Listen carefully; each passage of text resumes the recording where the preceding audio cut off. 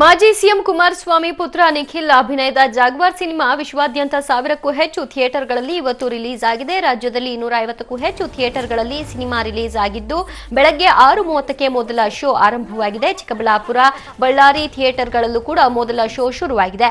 ಬೆಂಗಳೂರಿನ ಈಶ್ವರಿ ಥಿಯೇಟರ್ನಲ್ಲಿ 7 ಗಂಟೆಗೆ ಶೋ ಆರಂಭವಾಗಿದೆ. ಮಾಗಡಿ ರಸ್ತೆಯಲ್ಲಿರುವ ವೀರೇಶ್ ಥಿಯೇಟರ್ಗೆ ಎಚ್ಡಿ ಕುಮಾರಸ್ವಾಮಿ ಸಿನಿಮಾ ನೋಡಲು ಬಂದಿದ್ದಾರೆ.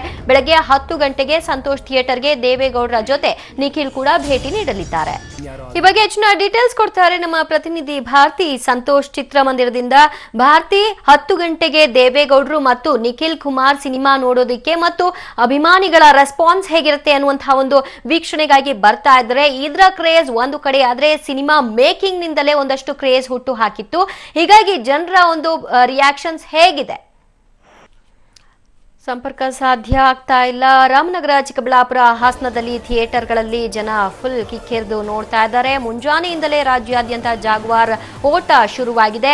ವೀರೇಶ್ ಚಿತ್ರಮಂದಿರದಲ್ಲೂ ಕೂಡ ಒಂದು ಬಹಳಷ್ಟು ಒಳ್ಳೆ ರೆಸ್ಪಾನ್ಸ್ ಸಿಗ್ತಾ ಇದ್ದು ಎಚ್ಡಿ ಕುಮಾರಸ್ವಾಮಿ ಅವರು ವೀರೇಶ್ ಚಿತ್ರಮಂದಿರಕ್ಕೆ ಭೇಟಿ ನೀಡಿ ಸಿನಿಮಾ ವೀಕ್ಷಣೆ ಮಾಡ್ತಾ ಇದ್ದಾರೆ. ಬೆಳಗ್ಗೆ 10 ಗಂಟೆಗೆ ಸಂತೋಷ್ ಥಿಯೇಟರ್ಗೆ ದೇವೇಗೌಡರು ತಮ್ಮ ಮೊಮ್ಮಗ ಅಂದ್ರೆ ನಿಖಿಲ್ ಕುಮಾರ್ ಜೊತೆಗೆ ಸಿನಿಮಾ ವೀಕ್ಷಣೆಗಾಗಿ ಬರ್ತಾ ಇದ್ದಾರೆ ಅನ್ನುವಂತಹ ವಿಚಾರ ಕೂಡ. ಭಾರತಿ ಹೆಚ್ಚಿನ ಡೀಟೇಲ್ಸ್ ಕೊಡ್ತಾರೆ. ಭಾರತಿ, ದೇವೇಗೌಡರು 10 ಗಂಟೆಗೆ ತಮ್ಮ ಮೊಮ್ಮಗನ ಜೊತೆಗೆ ಬರ್ತಾ ಇದ್ದಾರೆ, ಅಂದ್ರೆ ಈ ಚಿತ್ರದ ನಟ ನಿಖಿಲ್ ಜೊತೆಗೆ. ಅದು ಒಂದ್ ಕಡೆ ಕ್ರೇಜ್ ಆದ್ರೆ ಸಿನಿಮಾ ಮೇಕಿಂಗ್ ದಲ್ಲೇ ಬಹಳಷ್ಟು ಸದ್ದು ಮಾಡಿತ್ತು. ಹೀಗಾಗಿ ಜನರ ರಿಯಾಕ್ಷನ್ಸ್ ಹೇಗಿದೆ? ದಿವ್ಯಾ, ಹೌದು, ಏನು ರಿಯಾಕ್ಷನ್ ಇನ್ ಸ್ವಲ್ಪ ಹೊತ್ತಿನಲ್ಲೇ ಗೊತ್ತಾಗುತ್ತೆ. ಯಾಕಂದ್ರೆ ಒಂದು ಹೊಸಬರ ಸಿನಿಮಾ ಅಂದ್ರೆ ಇಷ್ಟೊಂದು ಮಟ್ಟಿಗೆ ಅದ್ದೂರಿಯಾಗಿ ಓಪನಿಂಗ್ ಪಡೆದುಕೊಳ್ಳೋದು ತೀರಾ ಅಪರೂಪ ಅಂತ ಹೇಳ್ಬೋದು. ಆದ್ರೆ ಒಂದು ಏನು ಎಚ್ ಡಿ ಕುಮಾರಸ್ವಾಮಿ ಅವರ ಮಗ ಏನಿದ್ದಾರೆ ನಿಖಿಲ್ ಅವರು ಲಾಂಚ್ ಆಗ್ತಿರೋದ್ರಿಂದ ಎಲ್ಲರೂ ಕುತೂಹಲ ಇದೆ ಸಿನಿಮಾ ಹೇಗ್ ಮೂಡಿ ಬಂದಿದೆ ಅಂತ. ಇನ್ನೊಂದು ಕುತೂಹಲಕ್ಕೆ ಮುಖ್ಯವಾದ ಕಾರಣ ಅಂತಂದ್ರೆ ಒಂದು ಟ್ರೈಲರ್, ಅದ್ದೂರಿಯಾದ ಟ್ರೈಲರ್ ಏನಿದೆ ಅದ್ದೂರಿಯಾಗಿ ಮುಹೂರ್ತವನ್ನು ಕೂಡ ಮಾಡಲಾಗಿತ್ತು. ಎಲ್ಲ ಕಾರಣದಿಂದ ಸಿನಿಮಾ ಕೂಡ ಅದ್ದೂರಿ ಬಜೆಟ್ ನಿಂದ ಕೂಡಿತ್ತು.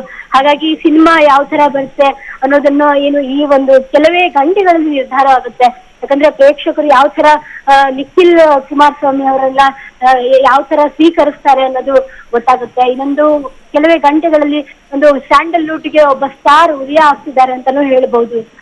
ಸ್ವಲ್ಪ ಹೊತ್ತಿನಲ್ಲೇ ಏನು ಸಿನಿಮಾ ತೆರೆ ಕಾಣುತ್ತೆ. ಹಾಗಾಗಿ ಅಲ್ಲಿನ ಏನು ರೆಸ್ಪಾನ್ಸ್, ಜನರು ಯಾವ ತರ ಪ್ರತಿಕ್ರಿಯೆ ಕೊಡ್ತಾರೆ ಅಂತ ಗೊತ್ತಾಗುತ್ತೆ. ದಿವ್ಯಾ, ಜೊತೆಗೆ ಏನಂದ್ರೆ ಸಾಕಷ್ಟು ಬೆಂಗಳೂರಿನ ಸಾಕಷ್ಟು ಚಿತ್ರಮಂದಿರಗಳಲ್ಲಿ ಎಕ್ಸ್ಟ್ರಾ ಪ್ರದರ್ಶನಗಳು ಕೂಡ ಮಾಡಲಾಗಿತ್ತು. ಈಗ ಥ್ಯಾಂಕ್ ಯು ಭಾರತಿ ನಿಮ್ಮೆಲ್ಲ ಮಾಹಿತಿಗೆ.